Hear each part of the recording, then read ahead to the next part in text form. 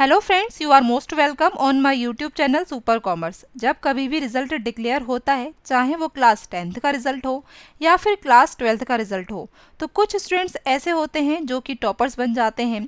ऐसे में हमारे मन में यह क्वेश्चन आता है कि आखिर टॉपर्स अपने आंसर्स किस तरह से लिखते हैं, वो किस तरह से अपने आंसर्स प्रेजेंट करते हैं जिससे कि उनको पूरे नंबर्स मिल जाते हैं और वो टॉपर्स बन जाते हैं।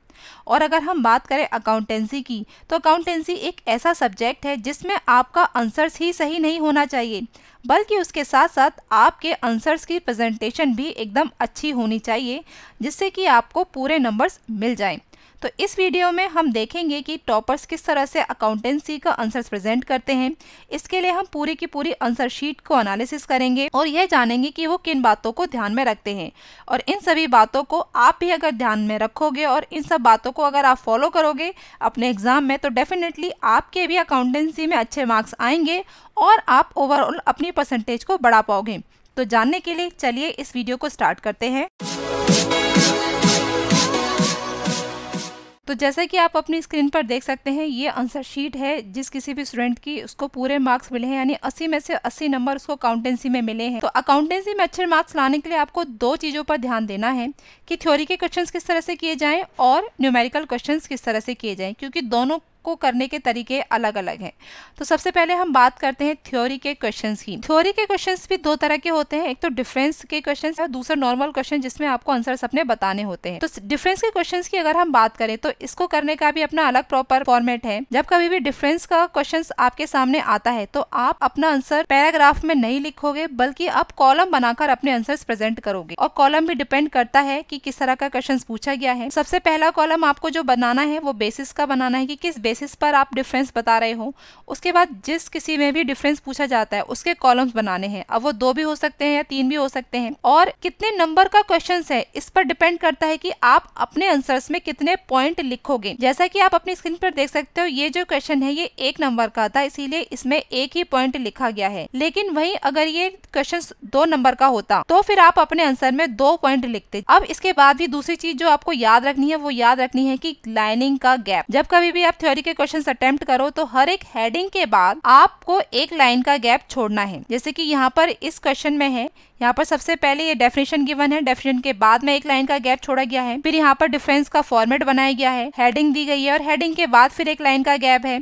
फिर उसके बाद फर्स्ट पॉइंट को एक्सप्लेन किया गया है, फिर उसके बाद एक लाइन का गैप है और उसके बाद सेकंड पॉइंट को एक्सप्लेन किया गया है। तो ये चीज भी आपको याद रखनी है कि आपको डिफरेंस के क्वेश्चंस में हेडिंग और पॉइंट के बाद एक लाइन का गैप छोड़ना है। और अगर आप नॉर्मल क्वेश्चंस कर रहे हो तो जो भी आपने हेडिंग डाली है उसके बाद भी आपको एक एक लाइन का गैप छोड़ना है। इससे फायदा ये होता है कि आपकी जो प्रेजेंटेशन है आंसर की वो अच्छी होती है, साथ ही साथ टीचर को आपके आंसर्स क्लियरली विजिबल होते हैं, साफ साफ पता चल जाते हैं कि आपने अपने आंसर्स किस तरह से लिखे हैं। अब उसके बाद दूसरा पॉइंट जो आपको याद रखना है वो ये याद रखना है कि हाईलाइटिंग द मेन पॉइंट्स, यानी थ्योरी के क्वेश्चंस में आपको अपना हर एक वो पॉइंट हाईलाइट करना है जो कि इम्पोर्टेंट है, यानी जिससे आपके पूरे क्वेश्चंस के समरी पता चलती हो। आप अपनी स्क्रीन पर देखोगे तो यहाँ पर कई सारे पॉइंट्स हाईलाइटेड हैं जो कि इस पूरे पॉइंट्स को बताते हैं। जैसे कि हम यहाँ पर देख सकते हैं कि इसमें रिजर्व कैपिटल के बारे में बताया गया है। क्वेश्चन नंबर 5 में 1 नंबर का है, वो रिजर्व कैपिटल किसका पार्ट है, अनकॉल्ड कैपिटल का।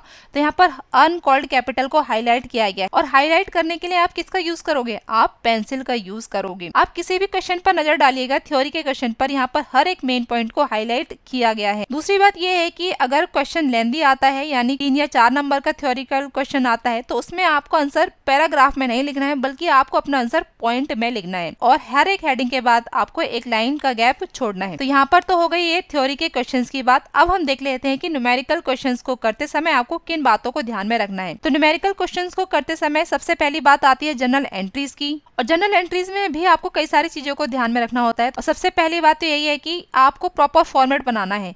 देखिए, फॉर्मेट चाहे जनरल एंट्रीज का है या फिर किसी भी अकाउंट का क्यों ना हो, आपको अकाउंटेंसी के पेपर में हर एक अकाउंट का फॉर्मेट अच्छे से पता होना चाहिए। उस फॉर्मेट में क्या क्या हेडिंग होती हैं, क्या क्या सब हेडिंग होती हैं, वो भी आपको अच्छे से पता होना चाहिए। क्योंकि अगर आप प्रॉपर फॉर्मेट बनाओगे तभी आपको पूरे नंबर मिलेंगे, अदरवाइज नहीं मिलेंगे। जनरल एंट्रीज का जब आप प्रॉपर फॉर्मेट बनाओगे तो आप डेट का कॉलम लिखोगे, पर्टिकुलर्स का कॉलम, लेजर पोर्टफोलियो का कॉलम और फिर डेबिट और क्रेडिट का। इसके बाद जब आप जनरल एंट्रीज करोगे तो दूसरी चीज जो आपको याद रखनी है वो ये है कि डेबिट की जब आप एंट्री करोगे तो आपको डेबिट लिखना है और साथ में नरेशन भी लिखनी है। और जब आपकी एक एंट्री पूरी हो जाती है तो फिर आप उसको एक लाइन से पूरे अंडरलाइन कर दोगे। इससे आपको पूरे मार्क्स जरूर मिलेंगे, क्योंकि अगर आप ऐसा नहीं करते हो तो आपका आंसर सही होने पर भी आपके मार्क्स जरूर काट लिए जाएंगे। और आप अपनी स्क्रीन पर भी देख सकते हो, यहाँ पर स्टूडेंट ने पूरा प्रॉपर फॉर्मेट बनाया हुआ है, नरेशन भी लिखी हुई है और डेबिट की एंट्री में डेबिट भी लिखा हुआ है। इसीलिए इस स्टूडेंट को अपने हर एक क्वेश्चन में पूरे मार्क्स मिले हैं। दूसरी बात आती है न्यूमेरिकल क्वेश्चंस में नंबर्स हैं, यानी जो डिजिट्स हैं आप उनको किस तरह से लिखोगे। तो देखिए, जो डिजिट्स लिखने का जो बेस्ट तरीका वो होता है वो ये होता है कि आप एक डिजिट के नीचे दूसरी डिजिट लिखो, जिससे कि आपकी जो डिजिट्स हैं वो प्रॉपर सीक्वेंस में नजर आए और देखने में भी अच्छे लगे, साथ ही साथ आपकी गलतियां भी कम हो। इन सब के बाद जो थर्ड चीज आती है वो होती है वर्किंग नोट्स की। देखिए, कई बार ऐसा होता है कि एग्जाम में साफ साफ लिखा होता है कि आपको इस क्वेश्चन में वर्किंग नोट्स बनाने हैं और कई बार लिखा नहीं होता है। तो स्टूडेंट्स क्या करते हैं कि जिस क्वेश्चन में लिखा होता है वर्किंग नोट्स बनाने के लिए, उसमें तो वो वर्किंग नोट्स बनाते हैं और जिसमें नहीं लिखा होता है उसमें वो वर्किंग नोट्स नहीं बनाते हैं। तो आपको यह गलती करने से बचना है। क्वेश्चन में चाहे लिखा हो या नहीं लिखा हो, आपको प्रॉपर वर्किंग नोट्स बनाने हैं, क्योंकि वर्किंग नोट्स के भी अपने अलग से नंबर होते हैं। साथ ही साथ इससे टीचर को पता चल जाता है कि आपने कहीं से चीटिंग नहीं की है, आपने खुद ही अपना आंसर्स लिखा है और जो आपकी प्रेजेंटेशन है वो भी अच्छी होती है। और न्यूमेरिकल क्वेश्चंस करने के लिए आपको रफ वर्क तो करना ही पड़ता है। तो अगर आप उसी रफ वर्क को वर्किंग नोट्स में कन्वर्ट कर देते हो तो उससे आपका टाइम भी बचता है और गलती करने के चांसेस भी कम हो जाते हैं। तो इसीलिए आपको प्रॉपर वर्किंग नोट्स बनाने हैं। जब आप वर्किंग नोट्स बनाओगे तो डेफिनेटली आपको उस क्वेश्चन में पूरे नंबर मिलेंगे। वहीं अगर आप वर्किंग नोट्स नहीं बनाते हो तो कुछ ना कुछ नंबर जरूर काट लिए जाएंगे। यहाँ आप अपनी स्क्रीन पर देख सकते हो कि इस स्टूडेंट ने लगभग हर एक क्वेश्चन में वर्किंग नोट्स बनाए गए हैं, चाहे क्वेश्चन में लिखा हो या फिर ना लिखा हो। इसीलिए हर एक क्वेश्चन में इसको वर्किंग नोट्स के बेसिस पर पूरे नंबर दिए गए हैं, एक भी नंबर नहीं कटा है। वहीं अगर आप इमेजिन कीजिए कि यहाँ पर वर्किंग नोट्स नहीं होते तो क्या पूरे नंबर दिए जाते? नहीं, कभी भी पूरे नंबर नहीं मिलते। इसीलिए वर्किंग नोट्स आपको बनाने हैं। अकाउंट्स का पूरा प्रॉपर फॉर्मेट भी होना चाहिए। तो ये हो गए वो पॉइंट्स जो कि आपको याद रखने हैं कि आप जब अकाउंटेंसी का पेपर करो तो आप किन चीजों को ध्यान में रखोगे। अगर आप इन चीजों को ध्यान में रखोगे तो डेफिनेटली आपके अकाउंटेंसी में अच्छे मार्क्स आएंगे। और हर एक टॉपर भी यही चीजें अपनाता है, इन्हीं चीजों को फॉलो करता है, जिससे कि उसके अकाउंटेंसी में अच्छे मार्क्स आते हैं। और आप अपनी स्क्रीन पर भी देख सकते हो कि चाहे कोई सा भी क्वेश्चन क्यों ना हो, हर एक क्वेश्चन का जो फॉर्मेट है वो तरीके से बनाया गया है, जो करने का तरीका है वो बेस्ट है।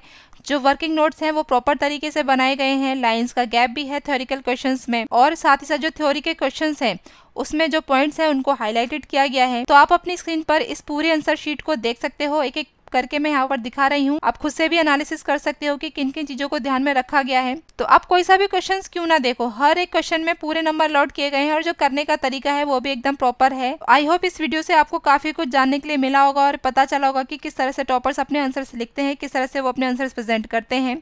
तो आप भी इन सब बातों को फॉलो कीजिए और अकाउंटेंसी में ये टिप्स को अपनाइए, जिससे कि आपको भी अकाउंटेंसी में अच्छे मार्क्स मिले। तो इसी के साथ ये वीडियो खत्म होता है। अगर ये वीडियो आपको पसंद आया हो तो प्लीज़ लाइक कीजिए, अपने सभी फ्रेंड्स के साथ शेयर कीजिए। इस तरह के और वीडियोस को देखने के लिए हमारे इस चैनल सुपर कॉमर्स को सब्सक्राइब कीजिए। तो वीडियो देखने के लिए थैंक यू। साथ ही साथ अगर आपने इस चैनल को सब्सक्राइब किया है तो उसके लिए भी थैंक यू।